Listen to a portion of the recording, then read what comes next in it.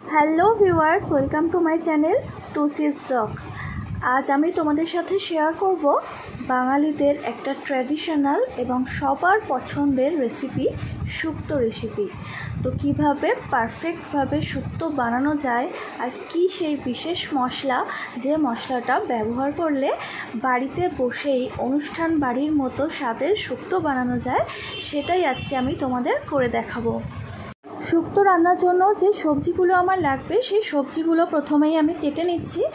বেগুনগুলো একটু বড় সাইজ করে কেটে নিয়েছি। তারপরে দেখো, দুটো বড় সাইজের উচ্ছে আমি এরকম লম্বা লম্বা মোটা মোটা করে কেটে নিলাম। এতে করে শুক্তোটা দেখতে অনেক সুন্দর হয়। এবারে পরপর এক এক করে ডাঁটা, কাঁচকলা সব কিছু আমি এইভাবে কেটে নেব। একটু লম্বা লম্বা করে বড় বড় করে কাটতে হবে। শুক্তোর সবজিগুলো কাটার একটা নিয়ম আছে, সেই সবজিগুলো ঠিকঠাকভাবে না কাটলে শুক্তোটা কিন্তু প্রপার ওয়েতে করা যায় না। শুক্তো রান্নার জন্য প্রথমেই যে উপকরণগুলো লাগে সেগুলো হচ্ছে বেগুন, করলা, ডাঁটা, কাঁচকলা। তার সাথে তুমি চাইলে পেঁপে দিতে পারো, আমি এখানে পেঁপে দিচ্ছি, আর দিচ্ছি মিষ্টি আলু। আর অপশনাল, শীতকালে যদি শুক্তো হয় তাহলে সেখানেতে শিম অ্যাড করা যেতে পারে। যেহেতু এখন শীতের সিজন নয়, আমি গরমের সময়তে শুক্তোটা রান্না করছি, তাই এখানেতে আমি রাঙা আলু, পেঁপে এইগুলো অ্যাড করলাম। এটা সিজন ওয়াইজ তোমরা পছন্দ করে নিতে পারো। আর হ্যাঁ বন্ধুরা, শুক্তো রান্নার সময় যতই আমরা প্রপার সবজি ব্যবহার করি, শুক্তোটা ঠিকঠাকভাবে রান্না করি, কিন্তু শুক্তোর মধ্যে যদি সঠিক মশলা না দিতে পারি তাহলে কিন্তু শুক্তোর ফ্লেভারটা ভালো আসে না। তো অনুষ্ঠান বাড়িতে যে বিশেষ মশলাটা শুক্তোতে ব্যবহার করা হয়, সেই বিশেষ মশলাটা আজকে আমি তোমাদের সাথে শেয়ার করব। সেই মশলাটা কি কি দিয়ে বানানো হয় সেটাও তোমাদেরকে বলবো। সমস্ত সবজি আমার কাটা হয়ে গেছে। এবারে শুক্তোয় দেওয়ার জন্য যে বাটা মশলাগুলো করব সেগুলো তোমাদেরকে একটু বলে দিই। শুক্তোটা প্রপার পারফেক্ট ফ্লেভার আনার জন্য অবশ্যই শুক্তোর মধ্যে রাঁধুনি দিতে হবে। রাঁধুনিটা আমি বেটে নেব, সেটা অবশ্যই শুক্তোর পরিমাণের উপর নির্ভর করে। আমি যে পরিমাণে সবজি নিয়েছি তার জন্য 1 চামচ পরিমাণ রাঁধুনি নিয়ে নেব। এই রাঁধুনিটা খুব ভালো করে বেটে নিতে হবে। আর 1 ইঞ্চি সাইজের আদার টুকরো দেখো ভালো করে খোলা ছাড়িয়ে কেটে রেখেছি, এটাকেও আমি বেটে নেব। অবশ্যই দুটো আলাদা আলাদা করে বাটবো। মশলাগুলো ভালো করে বেটে নিয়ে এখন আমি একটা কড়া বসিয়ে দিয়েছি, আর কড়ায় 3 টেবিল চামচ সর্ষের তেল ভালো করে গরম করে নিয়েছি। তেলটা ভালো করে গরম হতে এর মধ্যে আমি 1 মুঠো বড়ি দিয়ে দিয়েছি। বড়িটা ভালো করে ভেজে নেব। বড়িটা তোমরা তোমাদের পছন্দ মতো দিতে পারো। আমার কাছে মটর ডালের বড়ি ছিল, আমি সেটাই ভেজে নিলাম ভালো করে। বড়িগুলো দেখো লাল লাল করে ভাজা হয়ে গেছে। এবারে আমি একটা থালার মধ্যে বড়িগুলো তুলে নেব। তারপরে ওই একই তেলের মধ্যে আমি আগে থেকে উচ্ছের মধ্যে নুন হলুদ মাখিয়ে রেখে দিয়েছিলাম। 5 মিনিট এটা স্ট্যান্ডিং টাইমে রেখেছিলাম। তো সেই উচ্ছেগুলো ভালো করে লাল লাল করে ভেজে নেব। দেখো উচ্ছেগুলো থেকে জল যেটা বেরোনোর বেরিয়ে গেছে।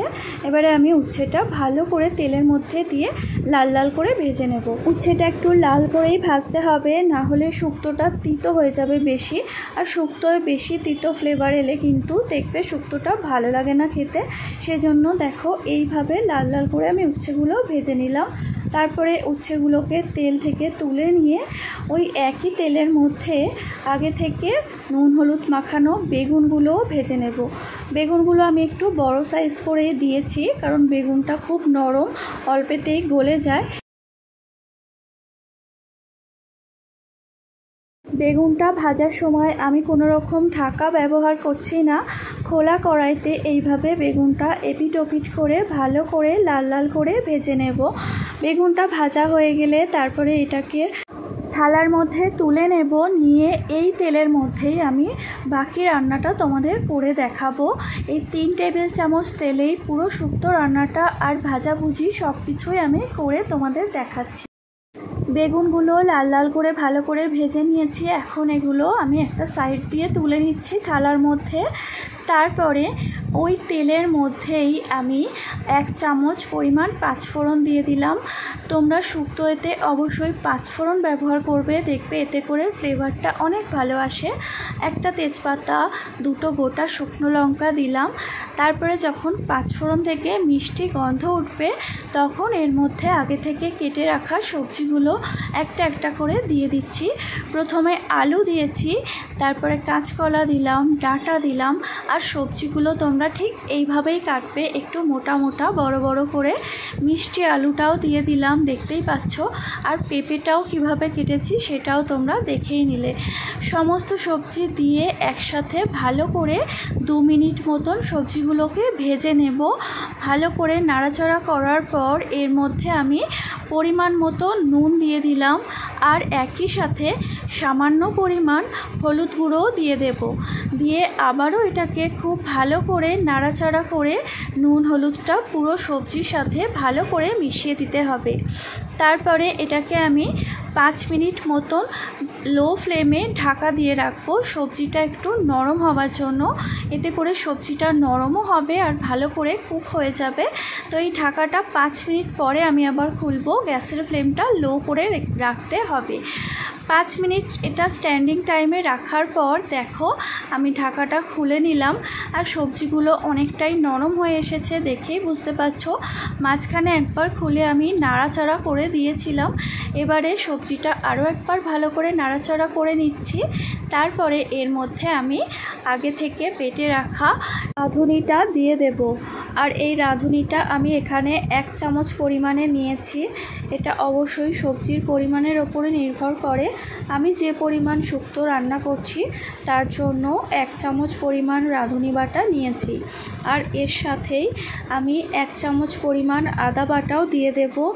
বাটা মশলাগুলো দেওয়ার পরে সবজির সাথে মশলাটাকে ভালো করে 2-3 মিনিট মতো ভেজে নেব। হালকা হাতে একটু নাড়াচাড়া করে ভেজে নিতে হবে। আর এই বাটির মশলা ধোয়া জলটাও আমি শুক্তোর মধ্যে দিয়ে দিলাম। এরপরে আমার ভাজাটা একদম রেডি হয়ে গেছে। এবারে আমি গ্রেভিটা তৈরি করব।